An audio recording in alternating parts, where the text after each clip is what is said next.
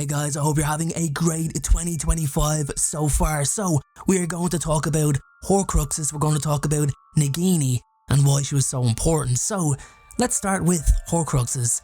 Now, I genuinely don't love what they represent, but I really do admire how they were created by J.K. Rowling, the mindset behind them, and also what needs to be done in order to create one in the actual Harry Potter universe.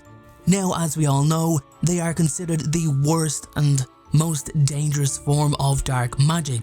Voldemort created quite a few, 6 in fact, and 1 unknowingly, and out of those Horcruxes, each of them had their own defense mechanisms and were extremely dangerous. But for me, the most dangerous, most important and beneficial of them all was Nagini, who I feel was on an entirely different level.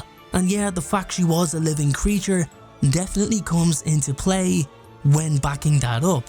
So in today's video, I want to talk about Nagini, I want to talk about why Voldemort turned her into a Horcrux, and why she was extremely important to him. So let's get straight into this video. Now, as I've said in the video's introduction, that Nagini was the most important and most beneficial Horcrux out of the entire set.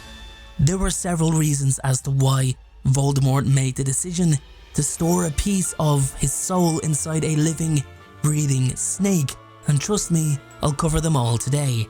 But I also want to discuss why Nagini was not just important to Voldemort's rebirth, but actually crucial to the Dark Lord in general. So it's always been debated when Voldemort and Nagini first met. Now for me, I believe he's known her for decades, but never really had a need for her until he was close to returning to power. I think he met the snake when he was a boy, but it's not been confirmed, and to be honest, it's quite difficult to even work it out, as she kind of just appears in the Goblet of Fire.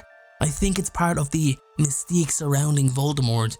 We just don't know what he's got up his sleeve. Nobody knows the connections he's made on his journey to power. That's something that we were never really allowed to see. Those 10 years in Albania, we have no idea what he got up to. So when it comes to Nagini, it's certainly a case of bigger the risk, bigger the reward, because the Dark Lord took a massive risk when turning her into a Horcrux.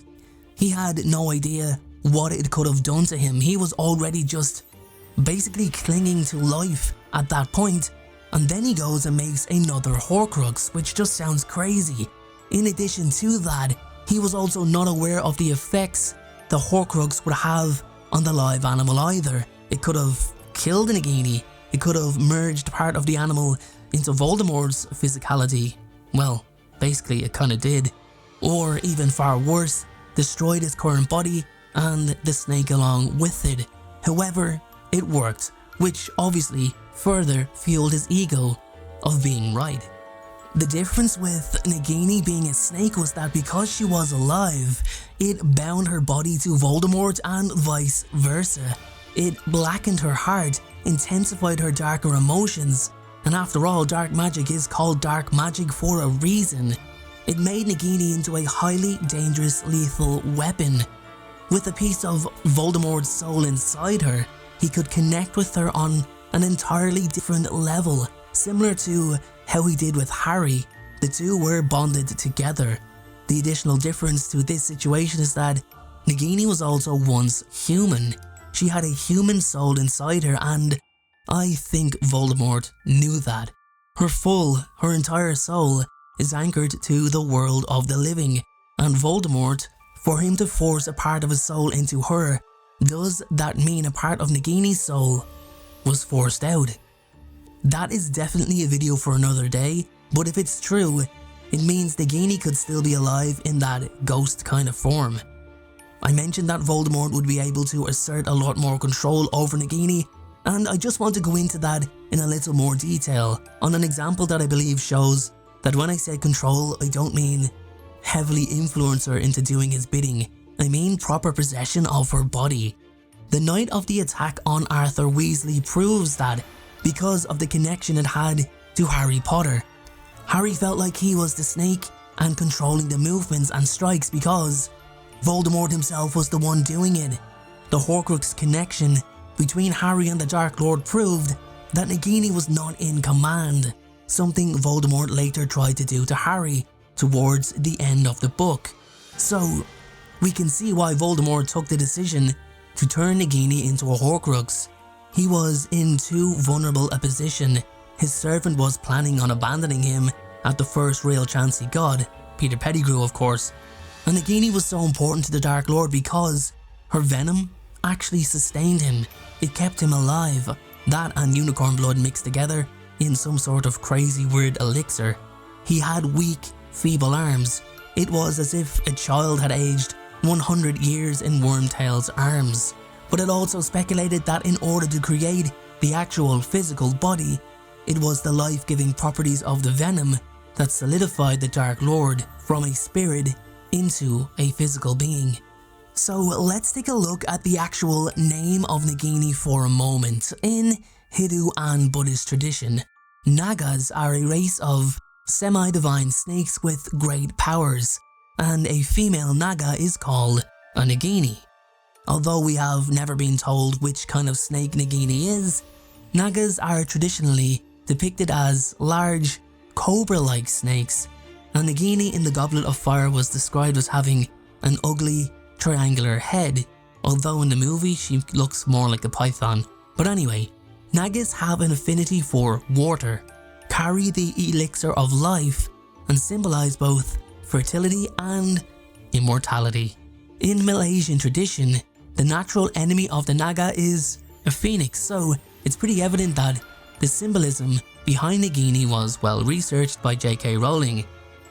There was something different about that snake from all other beings the Dark Lord had associated himself with, and I really believe it was the one example that showed him actually caring about something other than himself. He treated her with respect, he valued her, and that's because he knew she was human. Now I briefly mentioned that a little earlier, but if we think of it, what could Voldemort get from knowing Nagini is human, or was a human? To that question there's only one answer: unwavering loyalty. Why, you might ask? Well, it's very simple guys, very simple. Nagini wants to be human again, and who is the one person on the planet that could be possibly capable of doing it? Voldemort, that's who. Now, there's no point in sitting there and saying, that's impossible, there's no way that Voldemort could reverse the Maledictus blood curse. There was also apparently no way to create Inferi. Voldemort did it. There was also apparently no way of sustaining unsupported flight. Voldemort did it. Oh, and that small thing of creating 6 Horcruxes and achieving immortality, he did that too. The Dark Lord loved being the first, and most of the time, only person to be able to achieve certain feats of magic, and I'm sure he genuinely believed he could help Nagini, but most importantly, Nagini believed he could help her. As a Horcrux, she became impervious to magical spells and attacks like other Horcruxes, the only difference being that the other Horcruxes aren't large venomous snakes that can lunge at you, kill you instantly, and then devour you afterwards. So guys, with that being said, I hope I made a good case and argument for why Voldemort turned Nagini into a Horcrux and why she was the most dangerous Horcrux. As usual, let me know what you think down in the comments section below. If there's any other reasons you'd like to add, then I would love to hear. Make sure to hit that subscribe button, and I'll see you all for the next video.